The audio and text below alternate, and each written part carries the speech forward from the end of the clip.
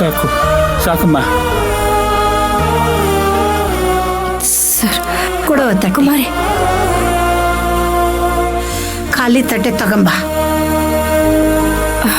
ಕುಡಿಲಿ, ನೀರು ಕುಡೀರಿ.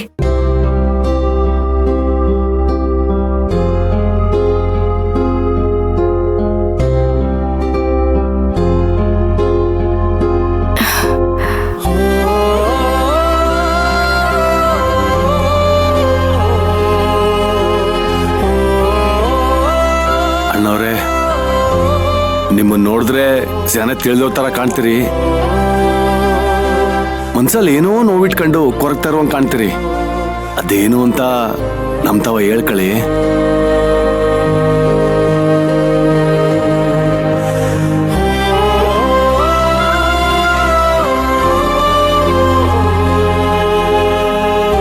ಸರ್, ನನ್ನ ಮಗಳು ಅಂದ್ರಿ, ಮತ್ತೆ ಹೀಗ್ ದುಃಖನ ನಮ್ಮ ಹತ್ರ ಹೇಳ್ಕೊಳ್ಳೋದಕ್ಕೆ ಯಾಕೆ ಹಿಂದೇಟ್ ಹಾಕ್ತಿದ್ದೀರಾ? ನಿಮ್ಮನ್ನ ನೋಡಿದ್ರೆ ಮೊದ್ಲು ನೀವು ಹೀಗಿರ್ಲಿಲ್ಲ ಅಂತ ಅನ್ಸುತ್ತೆ. ನಿಮ್ ಜೀವನದಲ್ಲಿ ಏನೋ ನಡಿಬಾರ್ದ ಘಟನೆ ನಡೆದಿದೆ ಅಂತ ಅನಿಸ್ತಾ ಇದೆ. ಅದೇನು ಅಂತ ನಮ್ಮ ಹತ್ರ ಹಂಚ್ಕೊಳ್ಳಿ ಸರ್. ನಮ್ಮಿಂದ ಆ ಕಷ್ಟನ ದೂರ ಮಾಡೋದಕ್ಕಾಗತ್ತೋ ಇಲ್ವೋ ಗೊತ್ತಿಲ್ಲ, ಆದ್ರೆ ಅದನ್ನ ನಮ್ಮ ಹತ್ರ ಹೇಳ್ಕೊಂಡ್ರೆ ನಿಮ್ ಮನ್ಸಿನ ಭಾರ ಸ್ವಲ್ಪ ಕಡಿಮೆ ಆಗತ್ತೆ ಅಲ್ವಾ? ನಮ್ದು ಮೈಸೂರು, ಅಲ್ಲಿ ನಾನು ನನ್ನ ಮಗಳು ಇರ್ತಿದ್ವಿ. ಅವಳಿಗೆ ಬೆಂಗಳೂರಲ್ಲಿ ಒಂದು ದೊಡ್ಡ ಕಂಪ್ನಿನಲ್ಲಿ ಕೆಲಸ ಸಿಕ್ಕಿತ್ತು.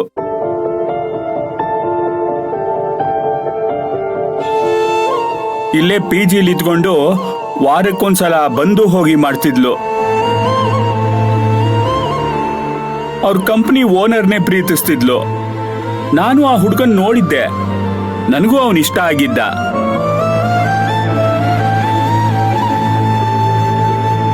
ಅವ್ರ ಮದ್ವೆಗೆ ಎರಡೂ ಮನೆ ಕಡೆಯಿಂದ ಒಪ್ಪಿಗೆ ಇತ್ತು. ಈ ಖುಷಿಲಿರ್ಬೇಕಾರೆ ಕೆಲ್ಸಕ್ಕೆ ಅಂತ ಬಂದ ನನ್ನ ಮಗಳು ಮತ್ತೆ ವಾಪಸ್ ಬರ್ಲೇ ಇಲ್ಲ.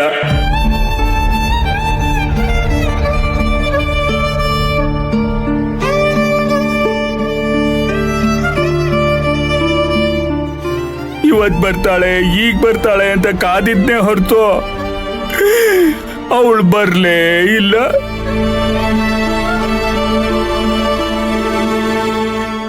ಇದ್ರ ಬಗ್ಗೆ ನೀವು ಪೊಲೀಸ್ ಕಂಪ್ಲೇಂಟ್ ಏನು ಕೊಡ್ಲಿಲ್ವಾ? ಕೊಟ್ಟಿದ್ದೀನಮ್ಮ,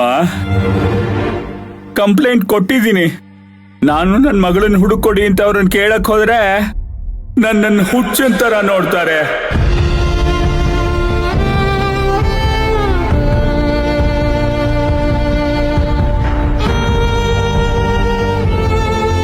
ಆದ್ರೂ ನಾನು ನನ್ನ ಹಠ ಬಿಡ್ತಾ ಇಲ್ಲ.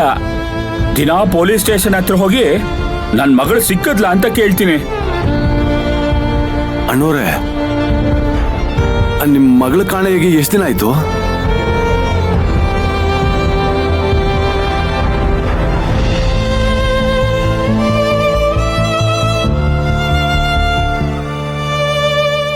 ನಾಲ್ಕು ದಿವಸ ಆಯ್ತು. ನನ್ನ ಮಗಳು ಯಾವಾಗ್ಲೂ ನನ್ನ ಹಿಂದೆ ಅಪ್ಪ ಅಪ್ಪ ಅಂತ ತಿರುಗ್ತಿದ್ಲು.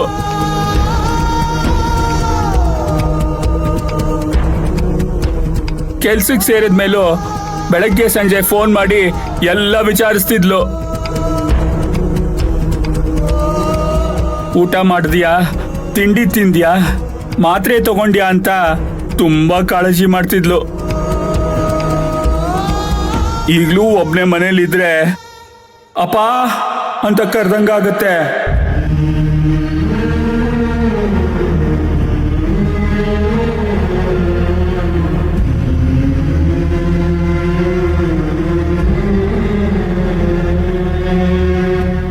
ನಾನು ನನ್ನ ಮಗಳು ಬಂದ್ಲೇನೋ ಅಂತ ಬಾಗ್ಲವರೆಗೂ ಹೋಗಿ ನೋಡ್ತೀನಿ, ಆದ್ರೆ ನನ್ನ ಮಗಳಿಗೆ ಇರೋದಿಲ್ಲ.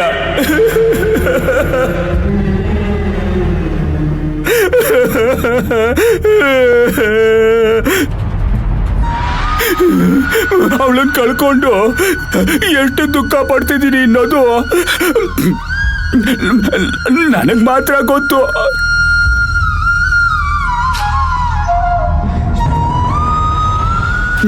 ಒಂಥರ ತಾಯಿನ ಕಳ್ಕೊಂಡ್ ಮಗು ತರ ಆಗೋಗಿದ್ದೀನಿ. ನನ್ನ ತಾಯಿ ಕಾಣ್ತಾ ಇಲ್ಲ, ನನ್ನ ತಾಯಿ ಕಾಣ್ತಾ ಇಲ್ಲ.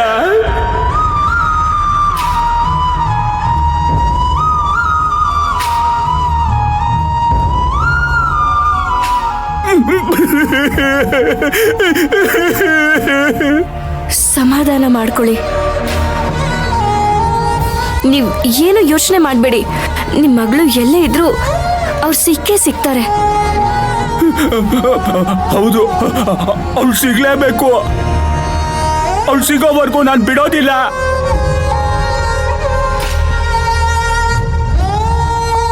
ಇಲ್ಲೂ ಸ್ಟೇಷನ್ ಹತ್ರ ಹೋಗ್ತೀನಿ, ಅವಳು ಸಿಕ್ಕದ್ಲಾ ಅಂತ ಕೇಳ್ತೀನಿ.